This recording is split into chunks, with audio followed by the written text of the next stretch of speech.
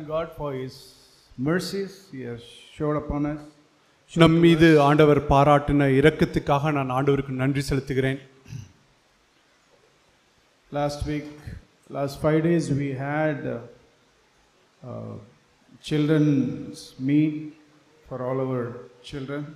நம்முடைய குழந்தைகள் எல்லோருக்குமே கடந்த வாரத்திலே சிறுவர் கூடுகை நடந்தது.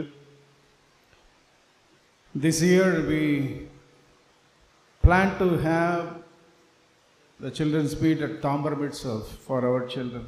நம்முடைய குழந்தைகளுக்கு தாம்பரத்திலேயே சிறுவர் கூடுகை வைத்துக் கொள்வோம் என்று நாம் முடிவெடுத்தோம். Together with the children at Ponmar. பொன்மாரில் உள்ள குழந்தைகளோடு கூட சேர்ந்து நாம் இங்கு வைத்துக் கொள்வோம் என்று நாம் முடிவெடுத்தோம். All teachers they prepared lessons. எல்லா ஆசிரியர்களும் அந்த பாடத்திட்டத்தை அவர்கள் திட்டம் பண்ணினார்கள். Many brothers and sisters were helping in preparing songs, practicing it and teaching it to the children. அநேக சகோதர சகோதரிகள் பாடல்களை அவர்கள் திட்டம் பண்ணி தயாரித்து மியூசிக் அமைத்து அதுக்கு பிரயாசப்பட்டு சிறு பிள்ளைகளுக்கு சொல்லிக் கொடுத்தார்கள். Many brothers and sisters again put their heart and mind preparing skits to convey the message to the children. பிள்ளைகளுக்கு தெளிவாய் அந்த செய்தியை அனுப்பும்படி மிகுந்த சிரமம் எடுத்து நாடகங்களை அவர்கள் உருவாக்கினார்கள் அநேக சகோதர சகோதரிகள். We never had the experience of arranging the VBS here at Tambaram or preparing food for the children and continuously for the 5 days. இதற்கு முன்பாக நமக்கு தாம்பரத்திலே தனியாக குழந்தைகளுக்கென்று சிறுவர் கூடுகை நடத்துவதோ அல்லது 5 நாட்களுக்கு நாமவே சமைக்கக்கூடிய ஒரு அனுபவம் நமக்கு இருந்ததில்லை. We usually went to Annanagar or Thirumalavayal Church and enjoyed all those things there. எப்பொழுதுமே நாம் அண்ணா நகருக்கோ அல்லது திருமலைவாயல் சபைக்கோ சென்று அங்கு நாம் நன்றாக அனுபவித்து வந்தோம். This year we decided to do everything here. எல்லாவற்றையும் இந்த வருடம் இங்கே செய்து கொள்வோம் என்று நாம் முடிவெடுத்தோம். But by Lord's mercy everything went well. ஆண்டவருடைய மிகுந்த இரக்கத்தினாலே எல்லாம் சுமூகமாய் சென்றது. We give thanks to the Lord for completing the 5 days. அந்த 5 நாட்களையும் பூர்த்தி செய்ய தேவன் உதவி செய்வதற்காக அவருக்கு நன்றி செலுத்துகிறோம். The many sisters who came forward, the Lord touched their hearts. They came forward and took the entire responsibility for cooking. தேவன் சகோதரிகளுடைய இருதயத்தை தொட்டு அவர்கள் தாமாய் முன் வந்து சமையலுடைய முழு பொறுப்பையும் அவர்கள் எடுத்துக்கொண்டார்கள். Everybody completed their responsibility. எல்லோருமே தங்களுடைய பொறுப்புகளை நிறைவேற்றினார்கள். God was with us and there was unity and brothers and sisters working in unity and fulfilled the responsibility. தேவன் நம்மோடு இருந்தார். சகோதர சகோதரிகள் ஒருமித்து ஒற்றுமையாய் காரியங்களை செய்து பூரணமாய் செய்து முடிக்க தேவன் உதவினார். I want to thank God. I want to thank each and every brother and sister and who gave their time and energy தேவனுக்கும் to help this little children. தேவனுக்கும் இப்படியாய் தங்களுடைய நேரத்தை சிறு பிள்ளைகளுக்கு உதவியாய் இருக்கும்படி தங்களுடைய நேரத்தையும் எல்லாவற்றையும் கொடுத்த சகோதர சகோதரிகளுக்கும் நான் நன்றியாய் இருக்கிறேன். The theme for this year's children's meet is search for the treasure. இந்த வருடத்தின் சிறுவர்களின் கூடுகைக்கான கருப்பொருள் பொக்கிஷத்தை தேடு என்பதாய் இருந்தது. Our desire is all our children should find the true, real, precious treasure, Lord Jesus Christ. எங்களுடைய வாஞ்சை எல்லாம் நம்மளுடைய சிறுவர்கள் சிறுமிகள் தேவனாகிய இயேசு கிறிஸ்துவையே தங்களுடைய பொக்கிஷமாக விலையேற பெற்ற பொக்கிஷமாக அவர்கள் அறிந்து கொள்ள வேண்டும் என்பதாகவே இருந்தது. The VBS directors and teachers, they work towards that goal. VBS directors and teachers இவர்கள் எல்லோருமே அந்த லக்குவை நோக்கியே அவர்கள் வேலை செய்தார்கள். All the teachers sowed the seed, the word of God in the hearts of these little children. எல்லா ஆசிரியர்களுமே இந்த சிறு பிள்ளைகளுடைய இருதயத்திலே தேவனுடைய அந்த விதையை விதைத்தார்கள். I believe the heart of the little children are all good soil, or like a good soil. நம்முடைய சிறு பிள்ளைகளுடைய இருதயம் எல்லாம் ஒரு நல்ல நிலத்தை போல் இருக்கிறது என்றே நான் விசுவாசிக்கிறேன். Mostly they are good soil. அதிகபட்சம் நல்ல நிலமாய் இருந்தது. Our heart gets hardened as we grow up and face a lot of temptation and yield to the temptations, then it become hardened. நாம் வளர்ந்து சோதனைகளை சந்தித்து அந்த சோதனைகளுக்கு நாம் இசைந்து கொடுக்கும் பொழுது நம்முடைய இருதயம் கடினப்படுகிறது. And so our teachers sowed into the heart, the good soil, heart of good soil, the seed, the word of God. தேவ ஆசிரியர்கள் சகோதர சகோதரிகள் இந்த சிறு பிள்ளைகளுடைய நல்ல நிலமாகி அந்த இருதயத்திலே தேவனுடைய வார்த்தையை விதைத்தார்கள். 5 days they did their job. 5 நாட்கள் அவர்களுடைய கிரியைகளை செய்து முடித்தார்கள். But that alone is not enough. அது மாத்திரமே போதுமாக இராது. It has to be watered. அதற்கு தண்ணீர் பாய்ச்சப்பட வேண்டும். If it has to give the fruits, it has to be watered. அது கனி கொடுக்க வேண்டும் என்றால் தண்ணீர் பாய்ச்சப்பட வேண்டும். And it has to be protected from the weeds. களைகளிலிருந்து அவைகள் பாதுகாக்கப்பட வேண்டும். The world is so evil today. இந்த உலகம் இன்றைக்கு பொல்லாததாய் இருக்கிறது. It is just waiting to destroy the seeds, destroy our children, take away the seed that has been sowed in their hearts. நம்முடைய பிள்ளைகளை அழித்து அவருடைய இருதயத்திலே விதைக்கப்பட்ட அந்த விதையை எடுத்து போடும்படிக்கு இந்த உலகம் காத்து கொண்டிருக்கிறது. The Lord is doing some work in the hearts of the children through his church. சபையின் மூலமாக சிறு பிள்ளைகளுடைய இருதயத்திலே தேவன் ஒரு கிரியையை செய்து கொண்டிருக்கிறார். And the forces of darkness are trying to take away, resist that work. இருளின் அந்தகார சக்திகள் அந்த கிரியைகளுக்கு எதிர்த்து நின்று அந்த காரியத்தை முறிக்க பார்க்கிறது. The teachers in the church did their part. சபையில் உள்ள ஆசிரியர்கள் அவர்களுடைய பகுதியை அவர்கள் செய்து முடித்தார்கள். I believe the seeds were to be protected, watered, and if they have to bring forth fruit. Parents, we all have a responsibility. பிள்ளைகள் அவர்கள் பாதுகாக்கப்பட்டு தண்ணீர் பாய்ச்சப்பட்டு அப்படி அவர்கள் கனி கொடுக்க வேண்டும் என்றால் பெற்றோர்களாகிய நமக்கு ஒரு மிகப்பெரிய பங்கு அங்கு இருக்கிறது. It is a responsibility of the parent to pour water into those seeds. அந்த விதைகள் நம்மளுடைய பிள்ளைகளுடைய இருதயத்தில் உள்ள அந்த விதைகளுக்கு தண்ணீர் பாய்ச்ச வேண்டியது பெற்றோர்களாகிய நம்முடைய பொறுப்பு. And it has to be poured regularly. அது அனுதினமும் பாய்ச்சப்பட வேண்டும். Only then it will bring forth fruit at the right time. அப்படி செய்தால் மாத்திரமே ஏற்ற நேரத்தில் கனி கொடுக்க முடியும். Of course, they all attended the last 5 days.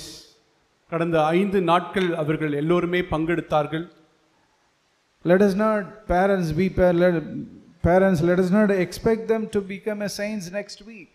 அடுத்த நாளே அடுத்த வாரமே அவர்கள் எல்லோரும் பரிசுத்தவான்களாக மாற வேண்டும் என்று நாம் எதிர்பார்க்க வேண்டாம். The seed will not bring forth fruit immediately in a week or two. விதையானது விதைக்கப்பட்ட உடனே ஒரு வாரத்திலோ அல்லது 2 வாரத்திலோ கனி கொடுக்காது. It will take time. அதற்கு நேரம் எடுக்கும். But if we parents, without getting discouraged, keep on pouring water, ஆனால் பெற்றோர்களாகிய நாம் சோர்ந்து போகாமல் தொடர்ந்து தண்ணீர் பாய்ச்சி கொண்டே இருப்போம் என்றால், and depending completely on the Lord and trying to remove the weeds from their hearts, தேவனையே முற்றிலுமாய் சார்ந்து அவருடைய இருதயத்திலிருந்து அந்த களைகளை பிடுங்கி எடுக்க நாம் பிரயாசப்படுவோம் என்றால், our children, the Lord will make them to bring forth fruits one day. தேவன் அவருடைய வாழ்க்கையிலிருந்து கனி கொடுக்கும்படியான ஒரு காலங்களை ஆண்டவர் கொண்டு வருவார். God will do that. அதை தேவனே செய்வார். We read that in 1 Corinthians chapter 3. 1 கொரிந்தியர் 3ஆம் அதிகாரத்திலே அதை நாம் வாசிக்கிறோம். 1 Corinthians chapter 3 verse 6. 1 கொரிந்தியர் 3:6. See how see the process here in verse 6. இந்த 6ஆம் வசனத்தில் உள்ள அந்த முறைமையை பாருங்கள். Paul says, I planted. Pavul சொல்லுகிறார், நான் நட்டேன். I sowed the seed, I planted. நான் அந்த விதையை விதைத்தேன். Apollos watered. அப்பொல்லோ நீர் பாய்ச்சினான். But God was causing the growth. ஆனால் தேவனே விளைய செய்தார். But will God cause the growth without Paul and Apollos not doing their responsibility? அப்பொல்லோவும் பவுலும் அவர்களுடைய பொறுப்புகளை செய்யாமல் தேவனே விளைய செய்ய முடியுமா? Paul understood that. பவுல் அதை நன்றாய் அறிந்திருந்தார். Someone has to plant, someone has to pour water. யாரோ ஒருவர் அங்கு நட வேண்டும், பாய்ச்ச வேண்டும். But he also realized it's not because I planted, it's not because Apollos watered that everything, started giving fruits. நான் நட்டதுனாலோ அல்லது அப்பொல்லோ பாய்ச்சதுனால நீர் பாய்ச்சதுனாலோ அங்கு கனி கொடுக்கப்படவில்லை என்பதை பவுல் நன்றாய் அறிந்திருந்தார். He said in the next verse, neither the one who plants nor the one who waters is anything, but God who causes the growth. அடுத்த வசனம் 7ஆம் வசனத்திலே பவுல் இப்படியாக சொல்லுகிறார், நடுகிறவனாலும் ஒன்றுமில்லை, நீர் பாய்ச்சுகிறவனாலும் ஒன்றுமில்லை, விளைய செய்கிற தேவனாலே எல்லாம் ஆகும். I planted, நான் நட்டேன், I become zero in my eyes. என்னுடைய பார்வையிலே நான் பூஜ்யமாய் மாறுகிறேன். I watered, நான் தண்ணீர் பாய்ச்சினேன், I become zero in my life. என்னுடைய கண்களுக்கு முன்பாக நான் பூஜ்யமாகிறேன். Yeah, that should be our attitude.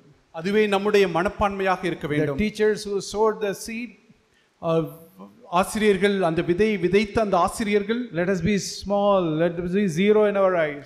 நம்முடைய பார்வையிலே சிறியவர்களாய் பூஜ்யமாய் இருப்போம். And the parents who are pouring water, பெற்றோர்களாகிய நாம் தண்ணீர் பாய்ச்சக்கூடிய நாம், let us do that.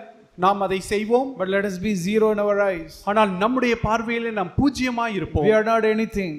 நாம் ஒன்றுமில்லை. But it is God who causes the growth. விளைய பண்ணுகிற தேவனாலே எல்லாம் ஆகும். Verse 8. 8ஆம் வசனம், He who plants and he who waters are one. நடுகிறவனும் நீர் பாய்ச்சுகிறவனும் ஒன்றாய் இருக்கிறார்கள்.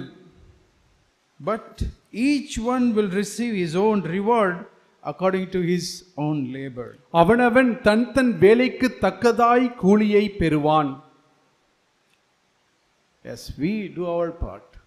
ஆகவே நாம் நம்முடைய பகுதியை நாம் செய்வோம். We parents must do our part. பெற்றோர்களாகிய நாம் நம்மளுடைய பங்கை நாம் செய்வோம். Our goal is to prepare the hearts of these children. நம்மளுடைய லக்கு எல்லாம் நம்மளுடைய பிள்ளைகளுடைய இருதயத்தை தயார் செய்வதுதான். So that they will be faithful to the Lord when they grow up. ஆக அது நிமித்தமாக அவர்கள் வளரும்போது தேவனுக்கு உண்மையுள்ளவர்களாக இருக்க வேண்டும். That is our goal. அதுவே நம்முடைய லக்காய் லட்சியமாய் இருக்கிறது. To prepare the hearts of our children to be faithful. நம்முடைய பிள்ளைகள் அவர்கள் உண்மையுள்ளவர்களாக இருக்கும்படிக்கு, தேவனுக்கு உண்மையுள்ளவர்களாக இருக்கும்படிக்கு அவருடைய இருதயத்தை தயார் செய்வதே. I want to read few verses from Psalm 78, a wonderful psalm. சங்கீதத்திலிருந்து ஒரு சில வார்த்தைகளை நான் வாசிக்க விரும்புகிறேன். Psalm 78. சங்கீதம் 78. This is Psalms, tells about God's guidance for his people. தேவனுடைய வழிநடத்து, தம்முடைய ஜனங்களுக்கு தேவனுடைய வழிநடத்துதலை குறித்து இந்த சங்கீதம் பேசுகிறது. It speaks about the failure of Israelites. இஸ்ரவேலர்களுடைய தோல்வியை குறித்து இங்கு பேசுகிறது. How the early parents in Israel, they failed in this area. இந்த பகுதியிலே அந்த ஆதி காலத்திலிருந்த இஸ்ரவேலில் இருந்த அந்த பெற்றோர்கள் அவர்கள் எப்படி தோற்று போனார்கள் என்பதை குறித்து இங்கே பேசப்படுகிறது. Asaph, he understood that. ஆசாப்பு அதை நன்றாய் புரிந்து கொண்டு, this is a psalm of Asaph. Asaph எழுதின சங்கீதம் இது. And he realized, he saw the past and he realized the need for the present, and he is writing this. ஆசாப்பு அந்த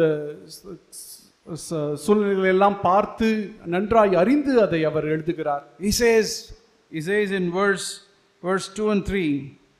2:3 அவர் இப்படியாக சொல்லுகிறார். He says, I am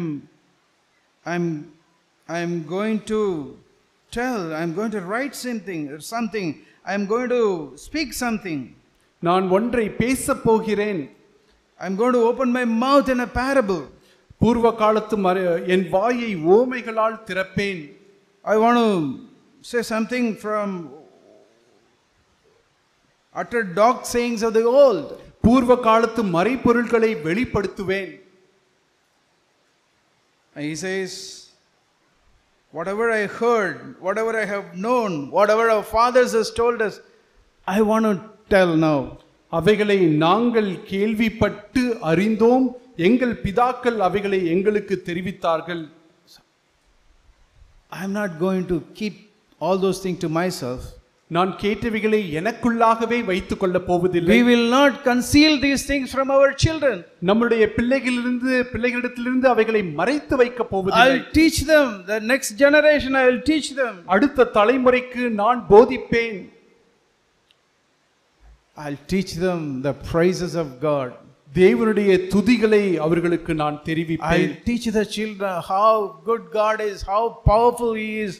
நம்முடைய தேவன் எவ்வளவு நல்லவர், எவ்வளவு வல்லமையுள்ளவர் என்பதை நான் அவர்களுக்கு தெரிவிப்பேன். How wondrous He is, I will teach them. அவர் எவ்வளவு அற்புதமானவர் என்பதை நான் அவர்களுக்கு போதிப்பேன். We will not conceal it. நான் அதை மறைத்து வைக்க மாட்டேன். You know, he was emphasizing 4 things in this passage. 4 காரியங்களை இந்த சங்கீதத்திலே அவர் வலியுறுத்தி சொல்லுகிறார். Especially from verses 5 to 8. 5 லிருந்து 8 வசனம் வரை 4 things. 4 காரியங்கள். You know, in the last part of verse 5, let's read verse 5. He established a testimony in Jacob and appointed the law in Israel, which he commanded our fathers, that they should teach them to their children.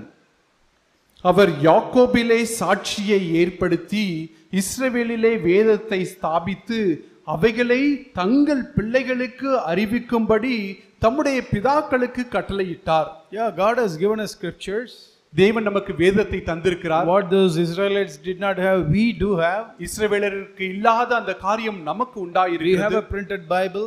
நமக்கு அச்சிடப்பட்ட வேதாகமம் உண்டு. And not only that, we listen to a lot of amazing, wonderful new covenant truths. அது மாத்திரமல்ல, ஆச்சரியமுள்ள புதிய உடன்படிக்கையின் சத்தியத்தை நாம் கேட்கிறோம். Our children come to the church once in a week. பிள்ளைகள் வாரத்திலே ஒருமுறை சபைக்கு வருகிறார்கள். But it will be very difficult for them to sit and listen to the entire message. முழு செய்தியையும் அவர்கள் உட்கார்ந்து கேட்பது என்பது அவர்களுக்கு ஒரு கஷ்டமான ஒரு காரியம். But it is the responsibility of the fathers to teach the other days what from the scriptures or what they have heard in the church to the children. ஆனால் மற்ற நாட்களிலே சபையிலே கேட்டவைகளையும் வேதத்தில் வாசித்தவைகளையும் பிள்ளைகளுக்கு போதித்து சொல்ல வேண்டியது பெற்றோர்களுடைய கடமை. That is what Asaph is saying.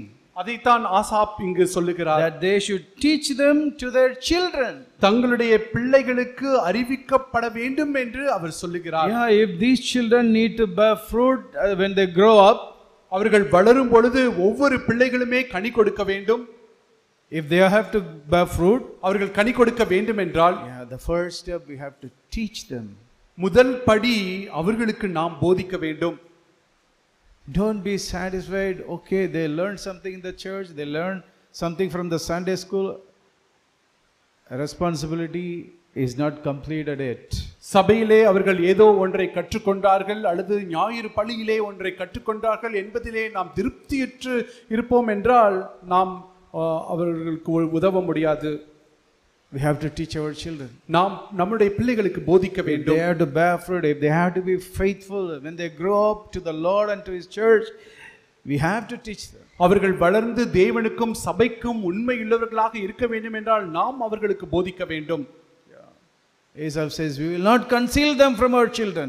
Asaph சொல்லுகிறார், நான் என்னுடைய பிள்ளைகளிடத்திலிருந்து மறைத்து வைக்க மாட்டேன். Or be lazy not telling them. நான் சோம்பலாய் இருந்து அவர்களுக்கு சொல்லாமலும் இருக்க மாட்டேன். Are so busy in the worldly things that we will not have time to teach them. இந்த உலக அலுவல்களிலே நான் பிஸியா இருந்து எனக்கு அவர்களுக்கு சொல்லிக் கொடுக்க முடியாத அளவுக்கு நான் நேரம் இல்லாதவனாயும் இருக்க மாட்டேன். We don't need to give them a long sermon. நான் அவர்களுக்கு ஒரு நீண்ட ஒரு பிரசங்கத்தை தர தேவையில்லை. Few minutes, 2 minutes, 3 minutes. 2 நிமிடங்கள் 3 நிமிடங்கள் நாம் பேசலாம். One thing we can teach them a day. ஒரு நாளைக்கு ஒரு காரியத்தை நாம் அவர்களுக்கு போதிக்கலாம். That will really help them. That will really help them. அது அவர்களுக்கு மிகவும் உதவும். Asaph says in verse 6, 6ஆம் வசனத்திலே ஆசாப் சொல்லுகிறார், that the generation to come might know it, even the children yet to be born. இனி பிறக்கும் பிள்ளைகளாகிய பின் சந்ததியார் அதை அறிந்து கொண்டு அவர்கள் எழும்பி தங்கள் பிள்ளைகளுக்கு அவைகளை சொல்லும் படிக்கும். Let that be our burden. Let that be our goal. அதுவே நம்முடைய பாரமாய் நம்முடைய லக்காய் இருக்கட்டும். It should continue generation after generation. சந்ததி சந்ததியா இது தொடர்ந்து வர வேண்டும். And what these little children learn these days from the parents, they will teach to their children, generation after generation. பெற்றோர்களிடத்திலிருந்து இந்த பிள்ளைகள் கற்றுக்கொள்ளக்கூடிய காரியத்தை அவர்கள் இனி வரும் சந்ததிக்கும் அவர்கள் சொல்லிக் கொடுக்க வேண்டும். What should we teach? ஆகவே நாம் எதை சொல்லிக் கொடுக்க வேண்டும்? First, verse 7. 7ஆம் வசனம், that they should put their confidence in God. அவர்கள் தேவன் மேல் தங்கள் நம்பிக்கையை வைத்து, not on earthly things, இந்த உலகத்தின் காரியத்தின் மீது அல்ல, not on human who has the power and authority in this world. இந்த உலகத்திலே அதிகாரத்தையும் வல்லமையும் கொண்டிருக்கக்கூடிய மனுஷர்கள் மீது அல்ல. They should not fear, அவர்கள் பயப்படவும் கூடாது. but they should put their confidence in God. ஆனால் அவர்கள் தேவன் மீது தம்முடைய நம்பிக்கையை அவர்கள் வைக்க வேண்டும். That God is on the throne, He is controlling everything. தேவன் சிங்காசனத்தின் மீது வீற்றிருக்கிறார், அவர் சர்வத்தையும் அவர் ஆளுகிறார் என்கிற ஒரு நம்பிக்கையை அவர்கள் கொண்டிருக்க வேண்டும். Confidence should be put in their heart. அந்த ஒரு நம்பிக்கை அவருடைய இருதயத்திற்குள்ளாக வைக்கப்பட They வேண்டும். should show God as big to them. தேவனை அவர்கள் கண்களுக்கு முன்பாக நாம் பெரியவராய் நாம் காண்பிக்க That வேண்டும். God can solve every problem they face in their life. அவர்களுடைய வாழ்க்கையில் அவர்கள் சந்திக்கக்கூடிய எல்லா பிரச்சனைகளுக்கும் தேவனால் தீர்வு கொடுக்க முடியும் என்பதை நாம் அவர்களுக்கு சொல்லிக் கொடுக்க வேண்டும். Always, when they come with the problem, pray with them. ஆகவே அவர்கள் ஒரு பிரச்சனையோடு கூட உங்களிடத்தில் வரும்பொழுது அவர்களோடு கூட சேர்ந்து ஜெபியுங்கள்.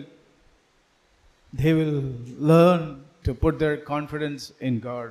அவர்கள் தேவன் மீது நம்பிக்கையை வைக்க அவர்கள் கற்றுக்கொள்வார்கள். And the third thing he says is not forget the works of God. Verse 7. 7ஆம் வசனம், தேவனுடைய செயல்களை மறவாமல், they should not forget what the Lord has done for them. அவர்களுக்கு தேவன் செய்த காரியங்களை அவர்கள் மறக்க கூடாது. Small things, not big miracles. சின்ன சின்ன காரியங்கள் பெரிய அற்புதங்களாக இருக்க தேவையில்லை. Ask them to pray with you.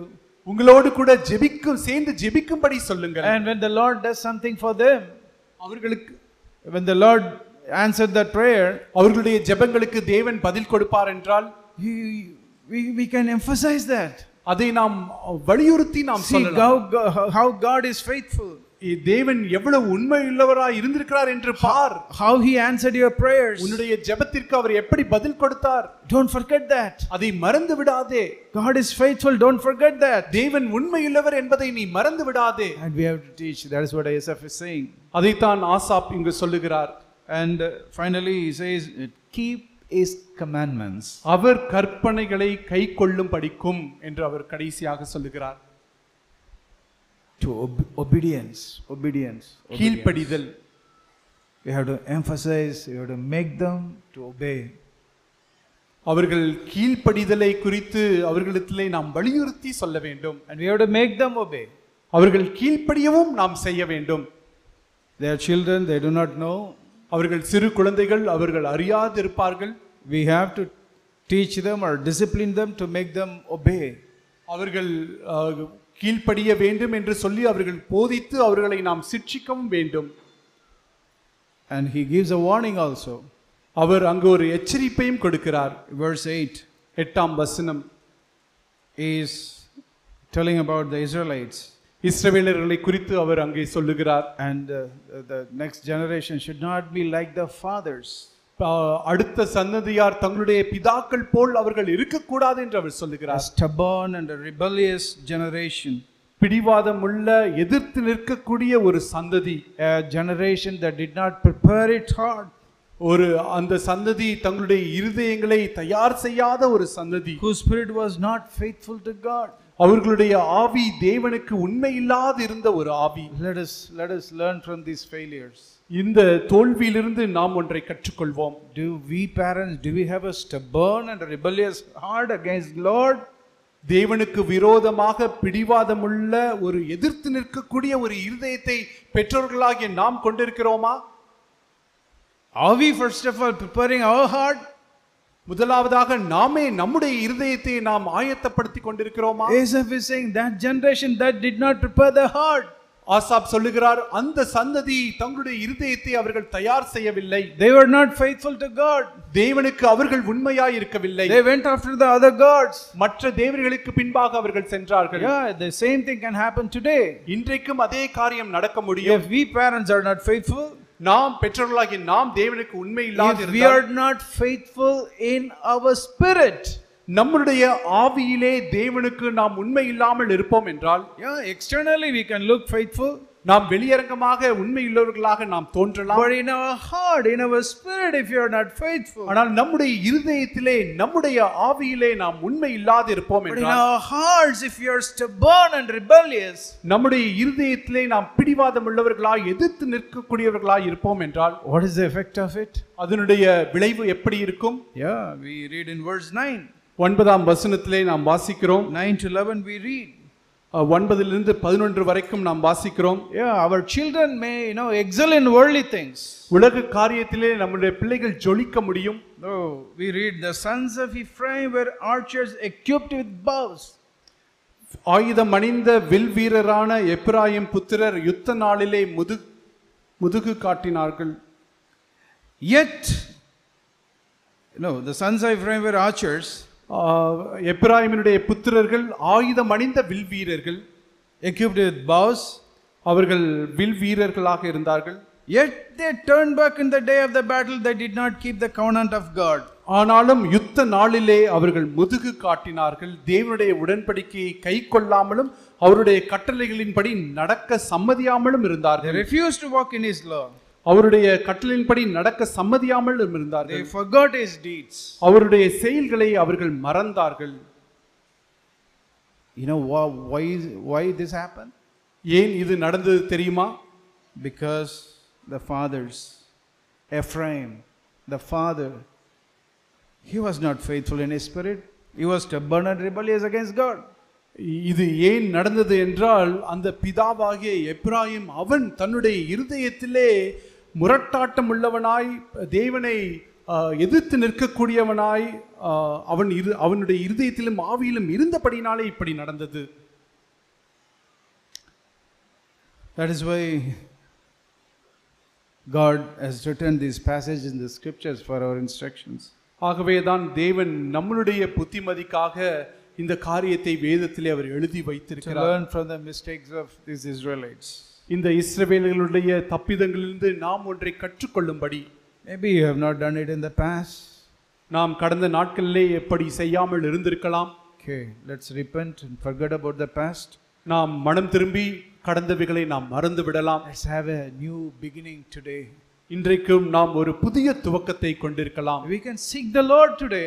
இன்றைக்கு நாம் ஆண்டவரை முழு இருதயமாய் தேடலாம். We can go to Him on our knees and seek for the baptism of the Holy Spirit. நாம் முழங்காலிலே அவரிடத்திலே போய் நின்று பரிசுத்த ஆவியானவருக்காக நாம் அவரை தேடலாம். And prepare our heart, நம்மளுடைய hearts of our children. நம்மளுடைய பிள்ளைகளுடைய இருதயத்தை நாம் ஆயத்தப்படுத்தலாம். We can start it from today. இன்றையிலிருந்து நாம் ஆரம்பிக்கலாம். If your children are in the world, உலகத்திலே நம்முடைய பிள்ளைகள் நம்மளுடைய பிள்ளைகள் உலகத்திலே they are so much influenced by the world, உலகத்தினாலே அதிக தாக்கத்தினால் அவர்கள் பாதிக்கப்பட்டிருப்பார்கள் என்றால், still there is a way to bring them back. அவர்களை மீண்டுமாய் தேவனிடத்திலே கொண்டு வருவதற்கு வழி உண்டு. The Lord said, there is one way which the Lord said to the daughters of Jerusalem. எருசலேமினுடைய குமாரத்திகளுக்கு தேவன் ஒன்றை சொன்னார். That is the way we can follow. அதே வழியை நாமும் பின்பற்றலாம்.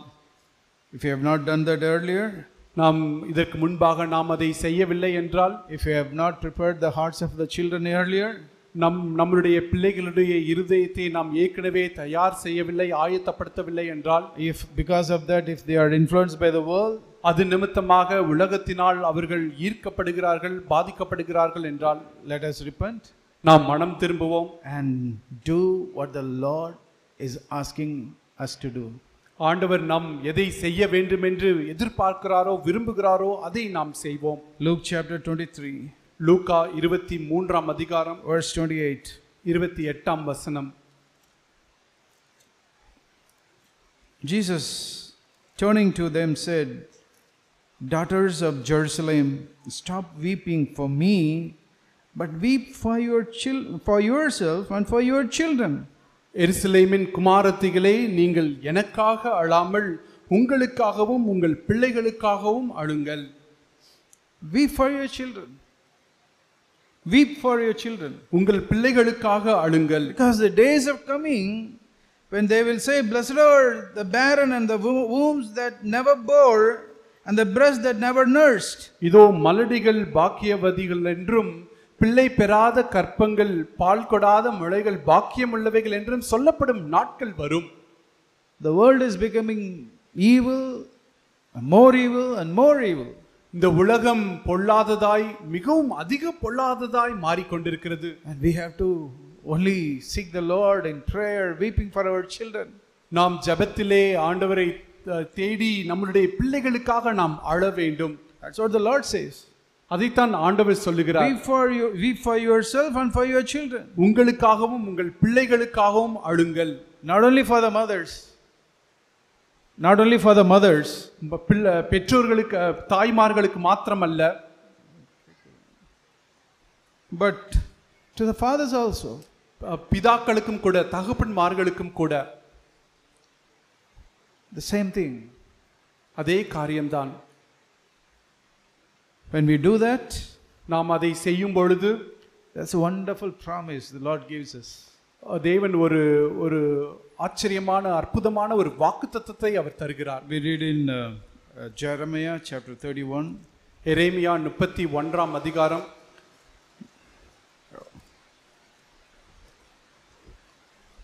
I want to close with this wonderful promise. In 31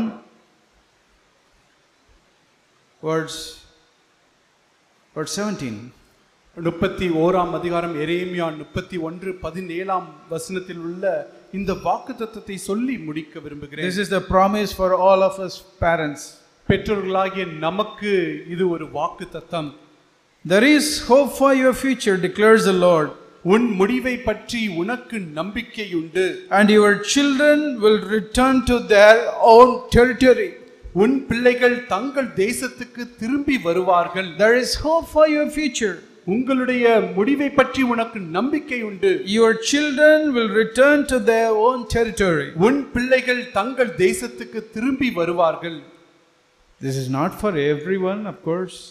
இது எல்லோருக்குமே கொடுக்கப்பட்ட ஒரு வாக்குத்தத்தம் அல்ல. But to only those who weep. அது அழக்கூடியவர்களுக்கு மாத்திரமே தரப்பட்ட வாக்குத்தத்தம். Yeah, that is what it says. The Lord says in verse 15. 15ஆம் வசனத்திலே அதைத்தான் ஆண்டவர் சொல்லுகிறார். He says, "Thus says the Lord." தேவன் சொல்லுகிறார். To whom? யாருக்கு கர்த்தர் சொல்லுகிறார்? The Lord spoke. You know why? ஏன் கர்த்தர் பேசினார் தெரியுமா? He heard a voice in a city, a town, a village called Rama. ராமாவிலே புலம்பலும் கசப்பான அழுகையுமாகிய கூக்குரல் கேட்டார். There was a lamentation. அங்கு ஒரு புலம்பல் உண்டாயிருந்தது. There was a bitter weeping.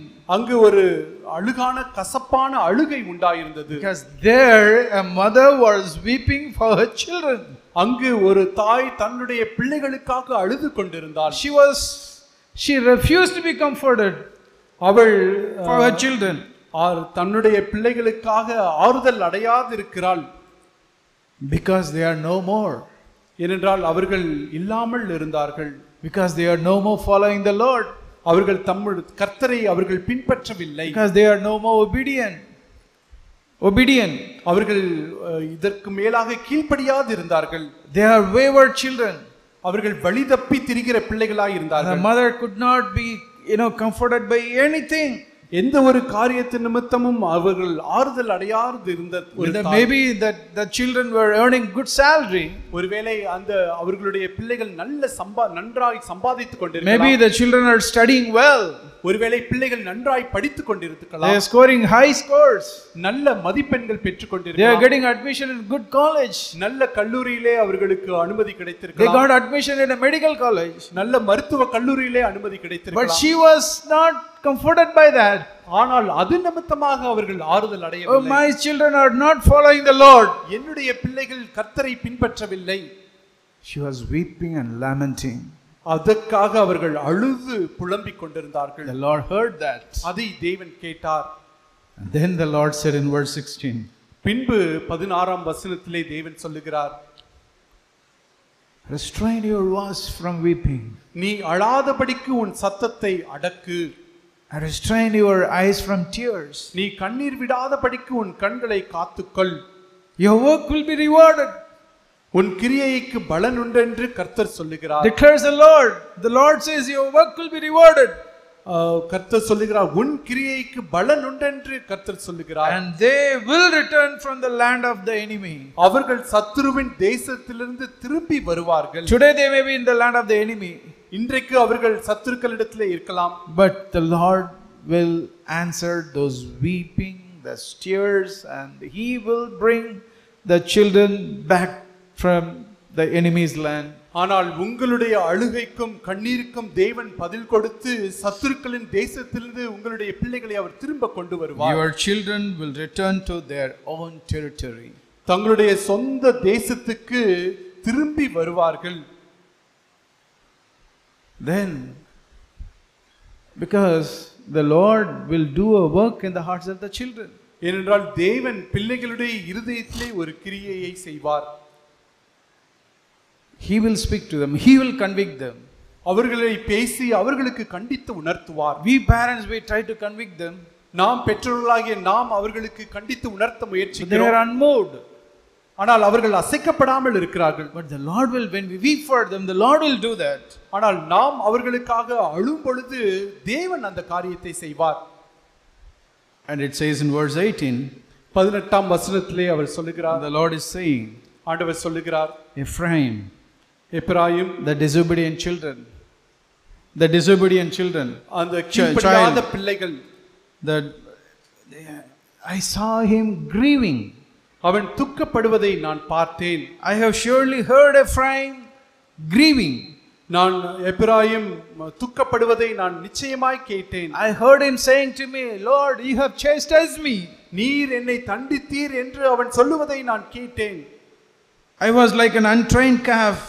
நான் பணியாத மாடு போல் அடிக்கப்பட்டேன். The children will speak to the Lord, Lord, please bring me back that I may be restored. ஆண்டவரே, என்னுடைய பிள்ளையை மீண்டுமாய் நீர் கொண்டு வாரும், என்னை திருப்பும். The child himself will pray. பிள்ளையே இப்படியாக ஜெபிக்கும். He will say, you are my Lord. நீரே என் தேவன். Yes, the Lord will do that work. அப்படிப்பட்ட ஒரு காரியத்தை தேவன் செய்வார். Let us not get discouraged. நாம் சோர்ந்து போக தேவையில்லை. Let us not be complacent also. நாம் அசதியாயும் நாம் இருந்து விட வேண்டாம். Let us seek the Lord for the baptism of the Holy Spirit. பரிசுத்த ஆவியானவருடைய அபிஷேகத்திற்கென்று நாம் நாடுவோம். To be a good father and a mother. ஒரு நல்ல தகப்பனாய், நல்ல ஒரு தாயாய் இருப்பதற்கு. To teach them God's ways. தேவனுடைய வழிகளை அவருக்கு போதிக்கும்படி. So that they will bring forth fruit. அது நிமித்தமாக அவர்கள் கனி கொடுக்க முடியும். So that they will be faithful to the God when they are grown up.